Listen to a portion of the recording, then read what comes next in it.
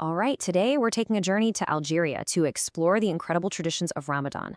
I mean, this is a month where the entire country just completely transforms. It's this beautiful mix of faith, amazing food, and family. So let's dive right in. This phrase right here, it really captures the whole spirit. It translates to a season for joy and gathering. And that's key. Because, while fasting is absolutely central, Ramadan in Algeria is just as much about community, about strengthening those bonds with family and friends. It's really a time for shared happiness. Okay, so here's our game plan. We're going to walk through Ramadan just as it happens, starting with all the prep work that happens before the month even begins. Then we'll get into the amazing Iftar feasts, the vibrant nights, the beautiful traditional clothing, and we'll wrap it all up with the huge celebration of Eid. So long before the first crescent moon is even spotted, homes all across Algeria are already buzzing with energy. There's the sense that the spiritual preparation for the holy month is totally intertwined with a very real physical preparation of the home. And this entire tradition is called tahwisa. Now, don't just think of it as spring cleaning. No. It's way deeper than that. It's a real act of respect for the holy month, kind of like hitting a reset button. It symbolizes a fresh start, creating this really welcoming space for both family and worship.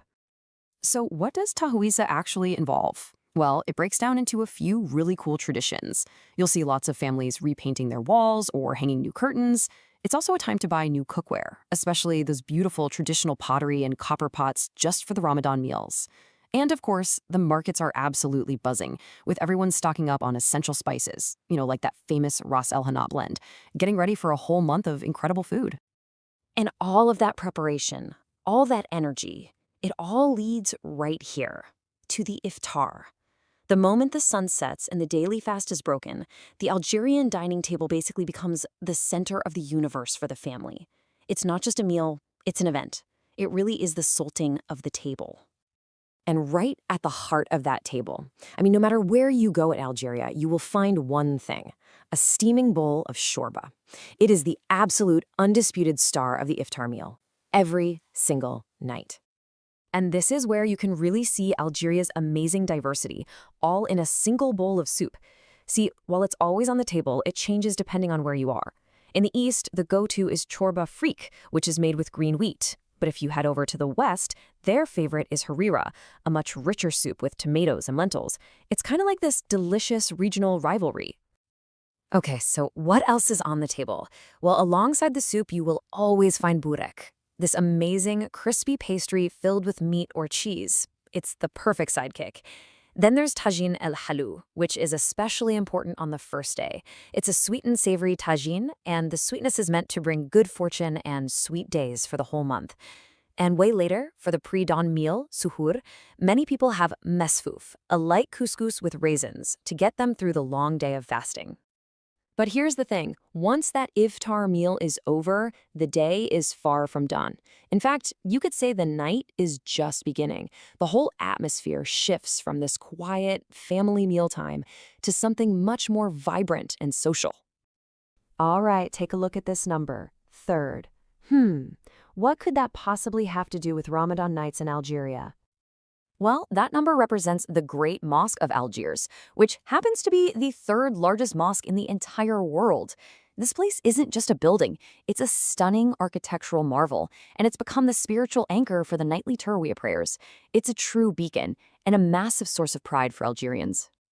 But spirituality in Ramadan isn't just confined to the mosque. It blends with these really unique cultural traditions, and one of the most enchanting is called Bougala. It's this old custom, mainly in Algiers, where women get together for these evenings of poetic fortune-telling. Someone shares a short verse, and it's seen as advice or a prediction. It's this really beautiful, intimate way of connecting and sharing. And if you step outside onto the streets, wow, the atmosphere is just electric. You've got the soulful sounds of chubby music drifting out of the Kasbah cafes, and the air is just thick with the sweet, irresistible smell of Ramadan desserts like zlabia and kalbalouz being made fresh at all the little stalls. Now, this kind of festive atmosphere, it absolutely calls for some special attire.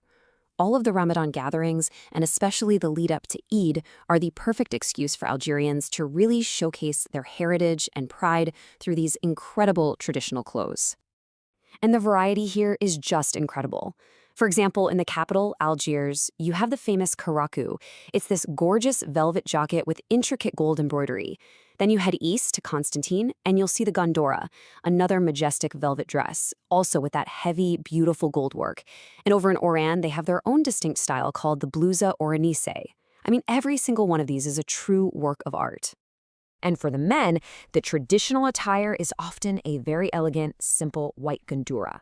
But for really special occasions, like the Eid prayers, you might see them wearing the prestigious burnous, which is this luxurious, heavy wool cloak that really signifies dignity and tradition. So, as the month starts to wind down, the energy shifts one last time. Everything starts building towards the grand finale, Eid el-Fitr, the huge festival that celebrates the end of the fasting. In those last 10 days of Ramadan, kitchens all over Algeria basically transform into full-blown baking workshops. Seriously, the focus shifts completely to making sweets. Families will prepare these huge quantities and an amazing variety of traditional cookies and pastries to share with everyone during Eid. And what an amazing platter of sweets it is! The table will just be loaded with classics like makroud, that's a semolina pastry filled with dates. You'll see beautiful layered baklava, delicate crumbly gruyere cookies, and the crescent-shaped cherek. Honestly, every single family has its own specialties. But before the celebrations and the feasting really get going, the morning of Eid holds a really poignant and unique Algerian tradition. A lot of families will go to the cemeteries first thing to pay their respects to loved ones who've passed on. It's this quiet moment of remembrance before the day shifts to the joy of family and life. So when you think about it, after this whole month of devotion, of community, of all this incredible food and sweetness, how does it all end? How does it all come together? Well, it ends with this really warm and heartfelt greeting that you'll hear everyone sharing, Taqaydu bis-saha wal-hina. It means, may you celebrate with health and peace. And really, that's the perfect way to wrap it all up. It's not just about the party, it's about wishing well-being, peace, and goodwill for everybody. A beautiful end to a beautiful month.